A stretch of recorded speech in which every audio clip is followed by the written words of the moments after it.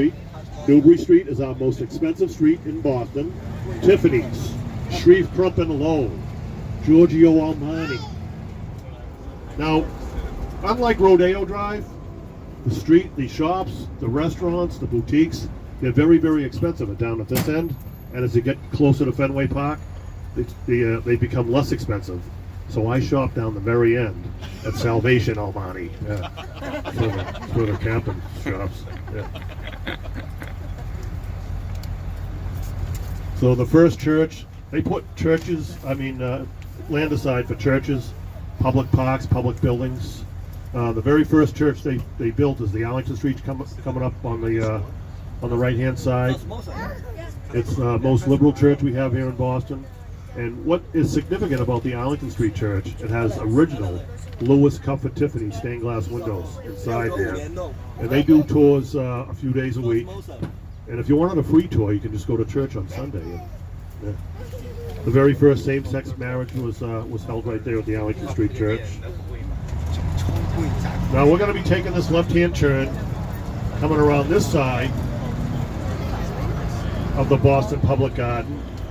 And you're going to see the lagoon with our famous swan boats. Has anybody been on our swan boats? The most romantic thing you could do here in Boston. Now those swan boats have been here since 1877. And they've been operated by the same family, the Paget family, since 1877. Imagine that. They started off with rowboats, and then in 1877, Robert Paget went to a play in Germany by Lohengrin, where a knight was saving a princess on a barge being pulled across a river by two swans. And that was the inspiration for that business even today. So the Pagets will be collecting your tickets. I wish Captain Ronemuck had a business plan like that. I wouldn't be sitting on the deck with you guys today, that's for sure. Yeah. All right, we're back on Charles Street. So just keep in mind, everything west of here is all landfill. New Boston, Old Boston, the Shawnee Peninsula, first common in America. 1965, the Reverend Martin Luther King gave a speech right there in the Common. 1979, Pope John Paul conducted Mass right there on the Common. And then in 1998, the Boston Pops performed Beethoven's Ninth Symphony right there on Boston Common. But I think the most significant thing about this location is the date, April 18th, 1775. 700 British troops got in longboats right here, crossed over the Charles River into Leechmere, Cambridge, and then from there marched to Lexington and Concord to capture John Hancock and Sam Adams for treason. And what happened on the next morning of April 19th, 1775? Yeah, the shot heard round the world. The beginning of the American Revolution, and the reason why we're driving this duck today on the right-hand side of the road for our freedom began right here. Yeah, incredible. Now, we're going to be going up Beacon Hill, but if we went straight, this is called Charles Street. Charles Street is probably one of the most recognizable streets we have here in Boston. Has anybody ventured down Charles Street? It's called Antique Row. It's got great antique shops, of course. Nice little boutiques. People that live on Beacon Hill, they'd find their way down here to have lunch. Nice little lunch spots to have there on Antique Row. So if you got some time and you want to wander around and see what we call quintessential Boston, take a stroll down to Charles Street. That's at the foot of the, they call it the north slope of Beacon Hill.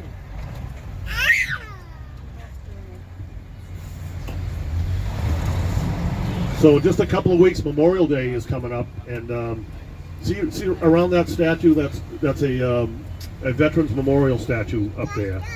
They'll put over 35,000 flags out there. So it's a magnificent sight. And what that represents is all the Massachusetts veterans that died in all the world beginning in the Revolutionary War.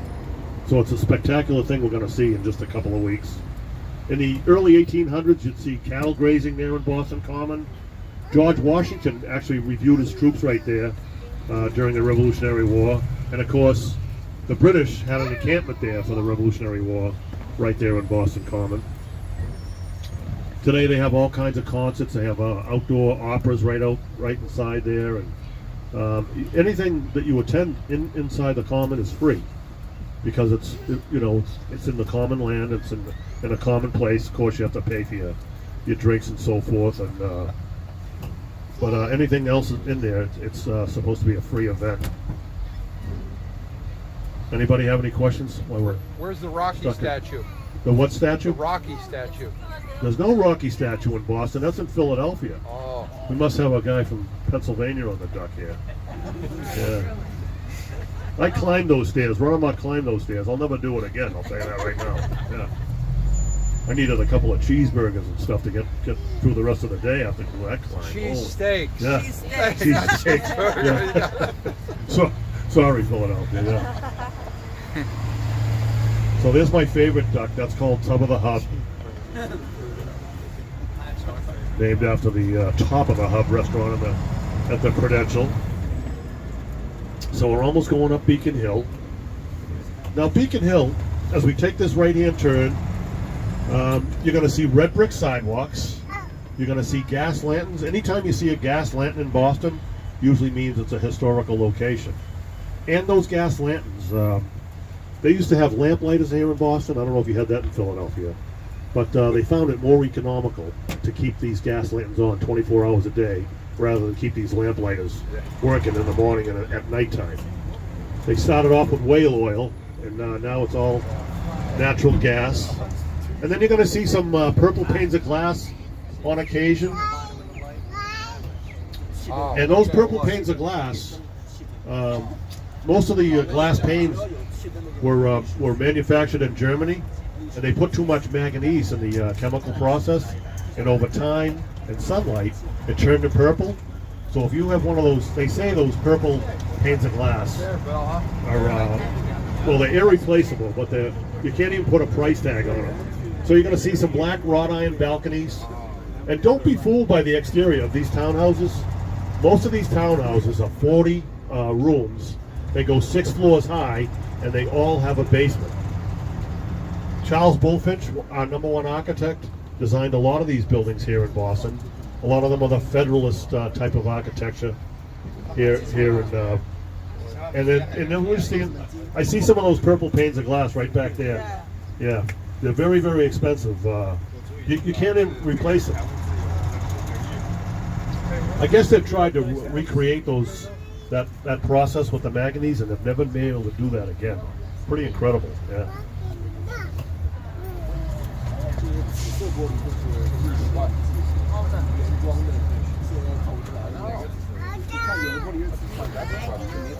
So Blackstone's cottage would have been approximately right in this area right here.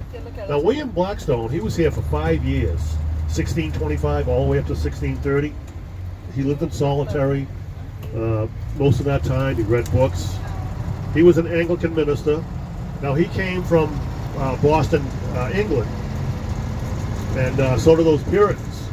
So after he left, they changed the name from the Shama Peninsula to Boston because most of the folks, Puritans, came from Boston, England. That's how it got its name.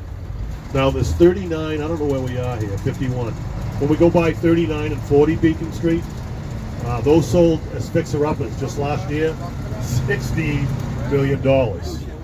This is the most expensive real estate in America, second to Manhattan, New York. Yeah. Very, very expensive real estate here.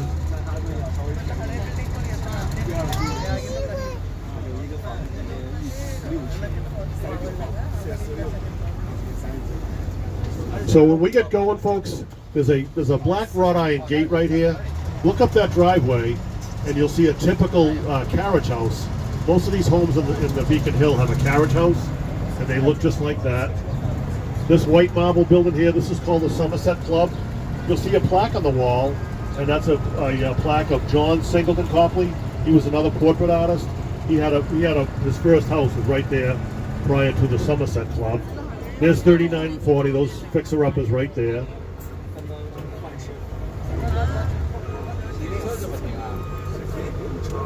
And then if you look across, you'll see our iconic frog pond. The frog pond's only like 2 feet deep. It's a cement pond today, but back in the day, that was one of those real freshwater ponds that William Blackstone liked so much. Has anybody ever heard of Frederick Tudor? Frederick Tudor was he shipped ice all over the world. So in the wintertime, during the early 1800s, he'd go into the Shama Peninsula and chop out large chunks of ice. They'd go out as far as far away as Walden Pond out in Concord, Massachusetts. In the winter, cut out large chunks of ice, he'd ship it all over the world, as far away as India. Yeah. Well, he was able to amass a fortune. And coming up on the left-hand side, you'll see one of the biggest townhouses. On the left-hand side there, you'll see the Tudor plaque right on the wall. Look up and then look back. I want you to see the size of that townhouse. I mean, magnificently large. Yeah. Now we've reached the summit of Beacon Hill. You see where the cannon is over there on the left-hand side? There would have been one mansion at the top here that belonged to John Hancock. When he passed away, his estate sold this off to the Commonwealth. And we have our new State House, Cornerstone laid in 1795. And the brick portion completed in 1798. The Massachusetts State House. Guys, I only have time to talk about one statue, and that's Mary Dyer. See Mary Dyer sitting right here by herself? Mary Dyer was a Quaker. Now the Puritans came to America for religious freedom. That's the main reason they crossed the pond. They hanged Mary Dyer for her religious beliefs, and her only crime was that she was a Quaker. So her and many Quakers were hanged right on Boston Common. Wouldn't have done that in Philadelphia. Yeah. No, they hanged the Patriots fans in Right. Philadelphia. Yeah. So we're doing an alternate route there. They're doing some construction on Bowden Street. So we're going to be taking this left-hand turn. You can get in between that too. I've done it before there, Omar. Yeah. So this brings us into the backside of, and we just went by the Athenaeum, another one of the oldest libraries in America right there. We just went by on the left-hand side. Now as we come around the backside, John F. Kennedy lived in a small apartment, 122 Bowden Street. So we're going to be coming on the backside of his house from 1946 up until the day he was assassinated. John F. Kennedy lived right behind the State House. All right. Yeah. You need help there, Omar? Okay. Yeah, we have to go over the curb. Sorry in the back there. Yeah. All right, Omar. The guy in the white suit, no coffee on him. I tell Omar, you got to drive this duck like there's a guy in the back seat with a white suit on, sipping a cup of coffee. Yeah. Yeah. So right in back of this building right here is 122 Bowden Street. That's where John F. Kennedy maintained his address. And this is the backside of the State House. That tall obelisk there with the eagle on it, that's the Revolutionary War Memorial. And this we're coming down the north slope of Beacon Hill. I got a feeling my tour's going downhill. Everybody okay? All good? Does anybody remember the term the Underground Railroad? This is where it all began, right here. The largest population of free blacks and free slaves hid in this vibrant neighborhood on the north slope of Beacon Hill before they went on and up into Canada.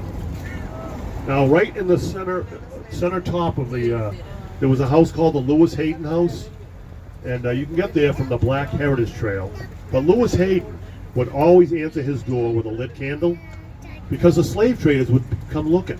Well, he had a keg of gunpowder on each side of the door, and he'd tell those slave traders, you can come in, but we're not all leaving. He was able to save a lot of those free blacks from going back to the south with that technique. I like that. Now guys, we're going to be taking this left-hand turn. On the right-hand side is Old Scully Square, where we were earlier, and New Government Center. But look over to the right-hand side. You're going to see a brown building as we turn the corner. That's the Verizon building today. But that's where Alexander Graham Bell invented the telephone. Yeah. Later on in life, he went up to Baddeck, Nova Scotia. I went up there on a motorcycle ride. I saw where he spent his time up there in the Padua Lakes. Has anybody ever been up there?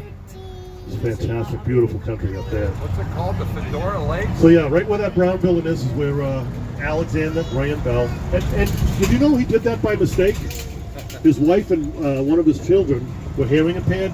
He was trying to make hearing aids, and instead he created the telephone that we have today. This is the Hurley Building, Massachusetts State Government Building. We'll talk about that in a little bit. But on the left-hand side, this is the Old West Church. And again, this is where a large population of free blacks and free slaves would hide in the bottom of that church before they went on and up into Canada for their freedom. Then in 1960, the church became a polling location, and that's where Jacqueline Kennedy and John Kennedy voted for president. And I don't think they voted for Richard Milhous Nixon back then, guys. From the back of the church all the way to the bottom of the hill, everything that you see here on the left-hand side was called the Old West Neighborhood. In the 1950s, the city had a project called Urban Renewal. They wiped out hundreds of three-story tall tenement houses of low to middle income folks and put in these high-rise, high-priced condominiums. Anybody that's alive today that got wiped, that got thrown out of their neighborhood, still very, very angry. There's a little museum right around the corner. But one of the most famous residents was Leonard Nimoy. Does anybody remember Leonard Nimoy? Spock. Yeah, Spock. Yeah. That's where he grew up. His dad was a barber there. Oh. And this is the back side of the Hurley building. Anybody see the movie The Departed? Yes. We had some sick movies here in Boston. You know? We like gangsters. You know what I mean? But so in that opening scene in The Departed, Leonardo DiCaprio was going up a set of stairs. That's the set of stairs in that movie scene. And then if you look across the street, you see that tenement house with the garage underneath there? See, it's got arched windows. We had another movie called Black Mass. That was about a gangster we had here in Boston. I don't like to mention their names because they're bad dudes, man. Why do we want to, put them up in a? So I don't mention it. Some of our narrators do, but I don't care to do that. But that's where that scene was filmed as well. Now, when the light turns green, see the building right in front of us here, the two-tone brown building? That's called the Thomas P. O'Neill Federal Building. Tip O'Neill was the Speaker of the House during Ronald Reagan's administration. He coined the phrase, all politics are local. Anybody remember that way back then? Yeah. I like to get political, but I can't. Anyways, he helped us get the funds for the most expensive, the most complex public works project in America. Most people on the duck that are from the United States will know it as the Big Dig. Here in Boston, it was called the Central Artery Tunnel Project, where they took a highway, I-93, 60 foot high in the middle of our city, and put it all underground in 3 major tunnels. Tip O'Neill helped get the funding for that. After Nadia, the ramp is clear. The ramp will be clear. We're doing it so. After Nadia, clear the ramp. Folks, that's what those tenement houses look like. That one right there. And as a tribute, the Big Dig put this on the wall, one of the first structures. It's the greatest neighborhood this side of heaven. And then they ingrained these ghost-like structures in the abutments. Like that's supposed to make those people feel better they got checked out? Guys on the right-hand side, the TD Garden, home to the Boston Celtics and the Boston Bruins, and the Leonard P. Zakim Bunker Hill Memorial Bridge. Lenny Zakim was a civil rights activist. He was an attorney, and they say he could bridge the divide in any issue we had here in Boston, whether it be racial, social, or religious. Wow, it looks like Duck Dynasty down there. We got some issues going on down there, so we'll have to figure that out. Where's the parquet floor? The parquet floor is still part of the TD Garden. They brought it over with them after they tore the garden down. If I got time, I got a couple of great stories of the garden. Yeah. So how's everybody doing? All right.